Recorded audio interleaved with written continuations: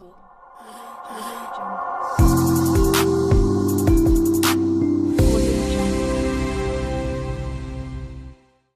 In 2007, he was awarded Nobel Peace Prize with former Vice President of the United States, Albert Gore. He was former director of United Nations Environment Program. He keeps a record of second place in the entrance exam for college in India. So who is he? He is Rajendra Shende. Tonight, he's with us in Beijing, in New Oriental, sharing the correct attitudes and actions of developing youth leadership. So welcome, Mr. Shende. Nice to see you in Beijing. Thank you. Nice to see you and in your office. Thank you. It's actually our honor. And then speaking of inspiration that we mentioned just now, I really want to know what was the inspiration that you make up your mind to work in the United Nations, because being selected for international civil service in the United Nations, you served in India private sectors and government companies. Then why did you choose to work in the UN, or did UN choose you? Yeah, that's true. I think the later part is correct. That I didn't select. When I was in school, I never dreamt of working in the United Nations. I never dreamt of working in an environment at all. Okay. No. It so happened, and I think the reason for that is very interesting, is because of I talked about observation, right? I come from a village, and I'm not a city person, and I hated city, and till today I hate the cities. I like to live in a village surrounding, okay? So I come from a small village where during my school days, I fetched the water from the river. I didn't have the electricity, so we worked on a kerosene lamp. My friends in a farm, agricultural friends, they didn't get the fertilizer from the fertilizer factory. They produce their own fertilizer by using nature's product, by agricultural residue. They didn't go to the market to buy the seeds. They kept part of their seeds from the earlier harvest and used that for doing it. So these observations were very important for me. Outstanding people observe. So can I say observe things? That's your key quality to have brought you where you are now. Of course, I think observation is correct. That's what probably makes me different. But it's not only observation, it's the interpretation of the observation. So the interpretation of observation is something which is very important. How you aspire for, how you inspire for. I think that makes the man different than others. You call it, in English there is a term called out of box thinking. You don't remain in the box. The way others are thinking. Out of box. Out of box you start thinking once you observe it.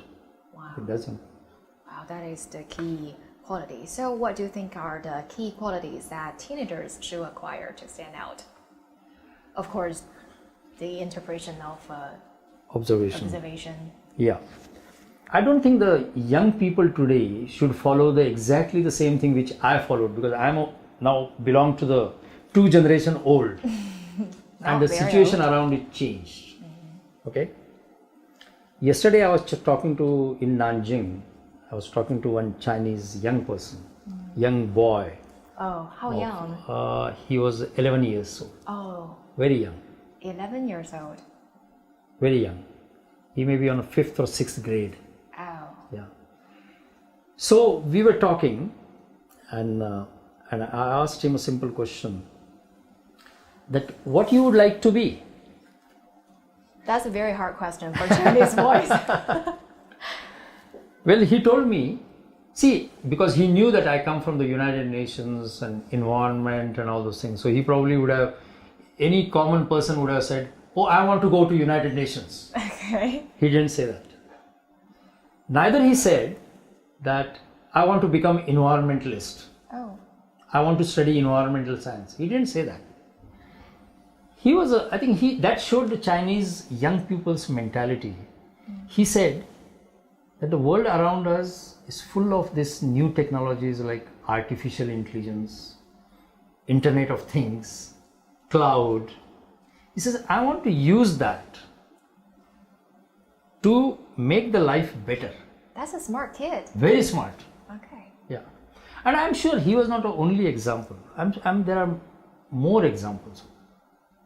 You know, the mind is changing. And I think that's what is important to understand.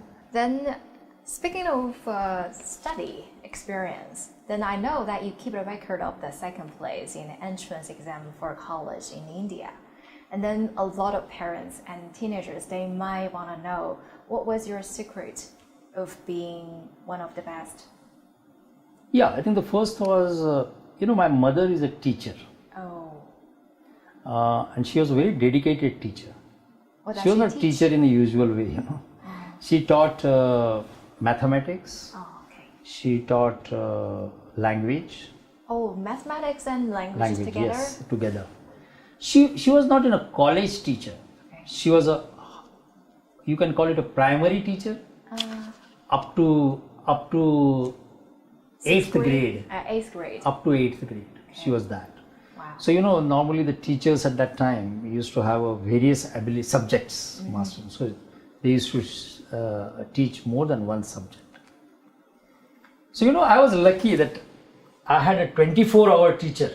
You understand? Yeah, I know. So when I go to school, I have a teacher. When I come home, I have a teacher. Oh, so did you have time to join the groups after class? I used to do that, but I think that was when you are after school hours, before going home, the people used to just say that, okay, let's do something. Mm-hmm. So I used to join them and do it. It mainly is I don't know whether you know, China, it is not famous, cricket. Cricket is a game which is very famous. And if China is not playing cricket, you are missing a lot of things. Oh, really? So you should quickly learn cricket. Okay. Cricket is played, I know China and USA, they don't play cricket. But it is very famous in Europe, in Asia, particularly in South Asia. And it's a big sport. It's a huge sport. You must have seen cricket, or probably you can learn it. But we used to go to play cricket it was a village, so there was no great stadium and gymnasium, those things. So we used to have that. I used to go for wrestling, but I was one of the most fragile wrestler in the village. So people used to come to watch me, not because I'm a wrestler, but I'm the most fragile wrestler in the village. But I used to do that. But then when I used to enter the home, then again I have a teacher.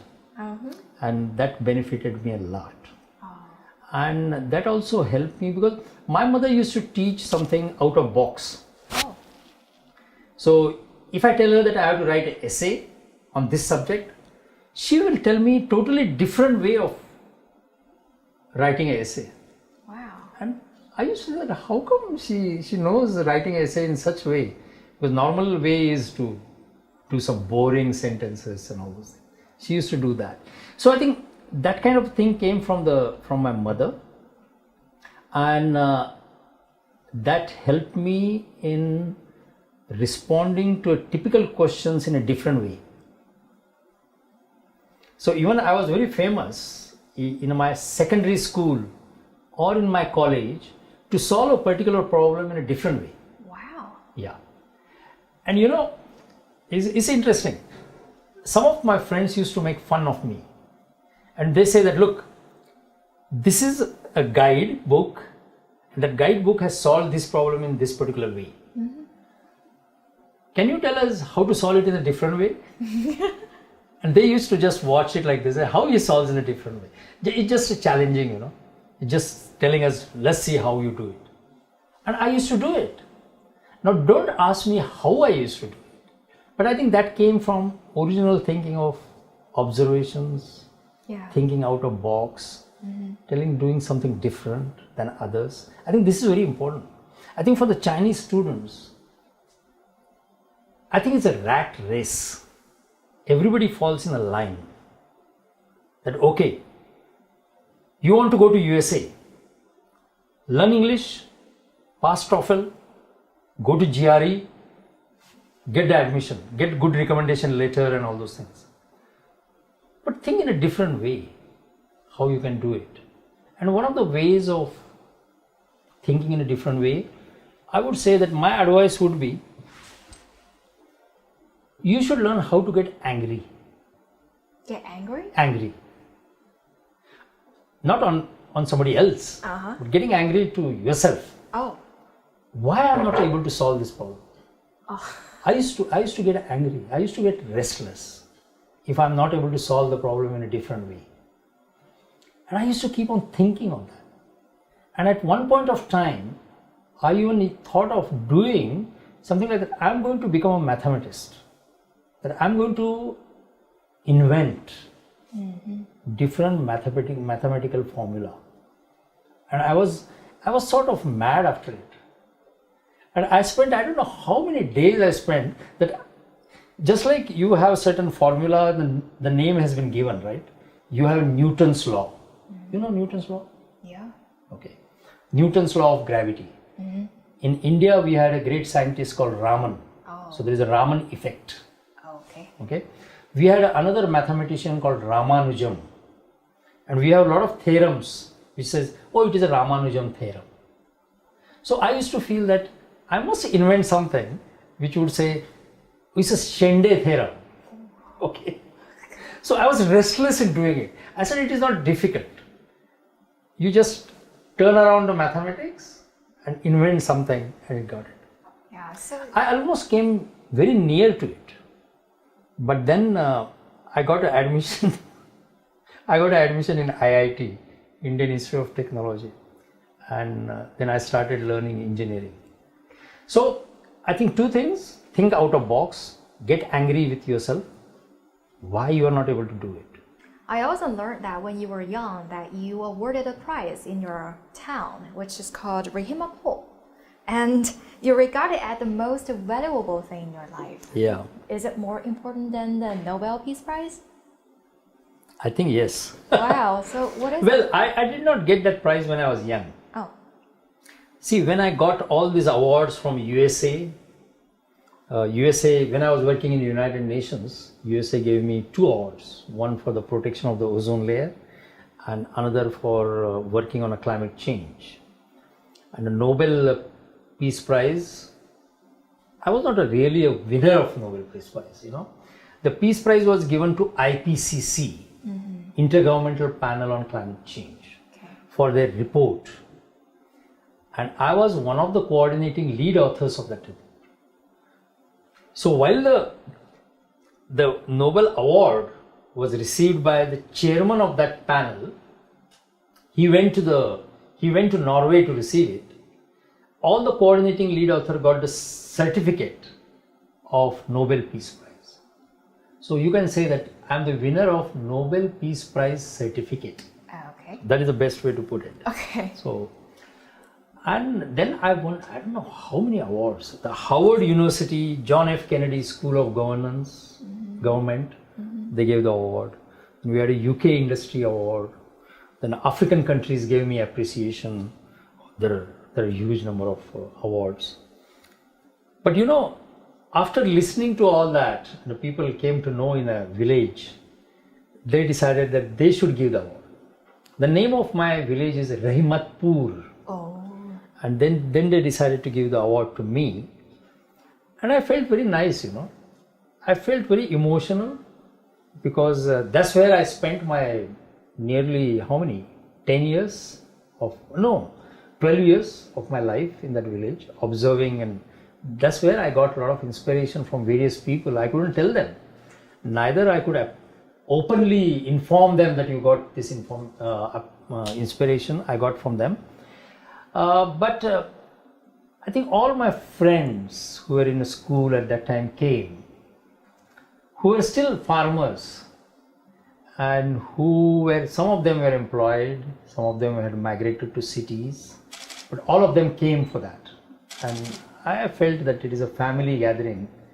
And when you get a pat on your back from somebody with whom you have spent your life is something different, and you start appreciating it. Yeah, I can imagine that. Yeah. Actually, it's a touching moment. Right, it's a touching moment. Yeah. That's true. So that's why it's more of an emotion. Yeah, so you grow up there and then you do something really great to them and then they thank you. Wow. That's right.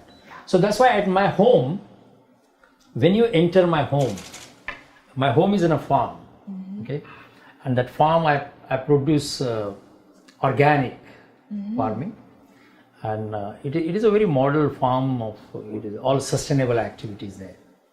I have rainwater harvesting, I have renewable energy, I have energy efficient devices, I make my own fertilizer for the things, and then I have windmill, I have solar panels, so those kind of things. So you enter into my house and first thing you see a Nobel Peace Prize certificate in a nice frame, and below that there is this award given by Rehmatpur, my village. They were the inspiration Right. of everything, Right. of where you are right now. That's right. So you got a lot of inspiration from your hometown and you benefit a lot from your mother. And what was your dream? Well, think about it. I think my dreams kept on changing.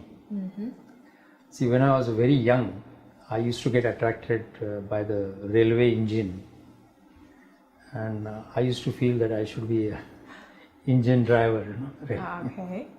It takes you to the various places, and I feel that the engine driver is not just runs the engine, but he's always ahead of someone. Okay. He's the first man, and then the whole people follow. The whole compartment follows. Yeah, a way of a leader. That's right. I used to think that he's a leader,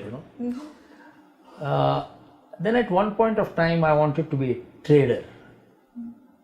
I said, trader has a lot of entrepreneurship in it. Today trader is considered as a very low level. If you are an entrepreneur, then you are a good guy. So I wanted to be a trader, but not like Alibaba. I want to be a trader by establishing a shop in a one room. So people will come there, take the material from me, and if I get the material for 100, I will sell them for 105, and I get a 5 rupees profit. I thought that is one of the easiest thing to do. And today I think that is not only the easiest, but that is the most profitable thing to do. But then when I entered IIT, I definitely wanted to be a CEO of a manufacturing company. Because I thought that is a leadership that you can show by having an activity which is not only extracting the natural resources, but you also use the renewable resources. And I wanted to be a model for that. And that time onwards, I think a lot of sustainable development activities started coming into my mind. So then my dream became that I should be doing something which would help the community to have a sustainable living, and that became sort of my dream. Once I entered into the industry, my first job, I started carrying out those activities, and then I went to the United Nations, and I think I continued on a sustainable development thing. But till I entered into IIT, earlier my dreams were just dreams. But this my inspiring person, the past president of India, Dr. Abdul Kalam, he used to say a very interesting thing about the dream. He used to say, dream is not something which comes to you when you sleep. Dream is something which does not allow you to sleep. Wow. Yes. That's correct. And when I went to the IIT, I had that dream of transformation that many times did not make me sleep. And I used to wake up, read books, go to the library in IIT and try finding out what could be the different way of solving this problem. What could be the different way of doing the development? What is the different way of becoming rich? What could be the different way of economic progress? Is it only extracting the natural resources, or we can do it sustainably? Wow, so like what you said just now, you keep thinking and then make considered decisions. And then you try to, and you always know what you want. You have a goal. You have to find a different way or every way to achieve that. Right. That's why you have different dreams. But actually, for me, that's one. You're always doing the things you love. Right. Wow, you are my inspiration now. Thank you. It's true. Yeah, And, my son may not say the same thing, you know. My son keeps on telling me that, look, your generation has spoiled whole environment. Oh. And now you are asking us to rectify it, to correct it. I think in a way he's right. Today's problems of climate change and biodiversity is not created by the young generation like you. Yeah. You didn't do that. We did it. Now you are supposed to solve it. But actually, he's thinking in a different way, He's like what thinking you it. did. That's right. Try to find a different way. Yes. Go around with that. You're right. You're Okay. right. And I remember you were in a TED Talk and you quoted something really inspiring that when someone gives you an important job, don't say no. Do it and then decide it. That's really interesting. That's right. Was there some story? Well, I think this was a famous saying of, I think it's a Richard Benson or something, Okay. of a CEO of, or the owner of Virginia Okay. Airlines, UK. But I think even before he said that, I had this attitude that never say no to anything. Of course, if somebody tells you go and rob somebody and pickpocket, I will say no. But I'm saying that suppose my boss tells me or the teacher tells me that I want this to be done tomorrow, then many will say, oh, we have less time, you're asking too much, so can I do day after tomorrow? Or, okay, I will do it, but I will do half. The remaining half I will do day after tomorrow. I never said that. I said, yes, I will do it. I think the idea is this, the idea behind this is never say no, do it. If you succeed, it's good. If you fail in doing it, you learn a lesson. So challenge yourself. It's a challenge. Okay. Learning a lesson is a success. It's not a failure. Wow. So the key behind that actually is to keep challenging yourself. Right, right. Wow. And I think that I continued doing it till my United Nations job. And I used to see many of my staff where I used to say that we have to do this urgently. And some of them will give excuses that it cannot be done. And some of them will say that, yes, we will do it. I mean, those are the people which were near to me. I appreciated them. So the leader is also one who knows who could be tomorrow's leader. Yeah. Leader likes to fail. He of course likes to succeed, but he also likes to fail because he says failing is not losing. But if you lose the lesson from the failure, it is losing. Yes. So you can lose a job, you can lose an activity, you can lose a goal, but never lose a lesson. Yeah. I actually had a lot of things to say about that. In Chinese culture, that we have a story, like two generals, and they got a big job to do to just fight in a war. I would say A and B. A is chosen to be the one to fight against the enemies, and then B is not satisfied with that. He said, why is A not B? And then the person who chose A said, because A got a lot of experience of failing things. He learned a lot of lessons to how to avoid being failed next time. So maybe he is the right or next person who is standing right next to the victory. Right. And then the people's name of A and B, they are Cheng Yaojing and Yu Shigong, which is really famous in China. Very good. Yeah. So excellent. yeah. So it totally works. I think the same way. this is exactly the good message to the young minds. Yeah. Whether he's in China or whether in India or anywhere. That people should go ahead and do it. Fail. Learn a lesson. Yeah. Do it again. Very young. Go ahead and do. Yeah, that's Young right. enough to fail. Exactly. Yeah, don't be afraid. Right. But most students now in China, they are scared to fail things. But I think they should. It's a very easy. There are autobiographies and biographies written of Steve Jobs, Bill Gates, Elon Musk. You know them, right? Yeah. And all these people who are successful now, one should find out how many times they failed. Tens of thousands. Yeah, we only know the success, but you don't know what is behind the wall. We know only the facade, but we don't know the behind the facade what happened. And I think they should be reading this kind of stories, these kind of things. Of course, the Bill Gates is an example today, but you said that you have umpteen stories in a Chinese history. Yeah. We learned that when we were young. Right. Thank you. And I think that's time for this interview. Many thanks for joining us. Thank you. Thank you very much. Thank you.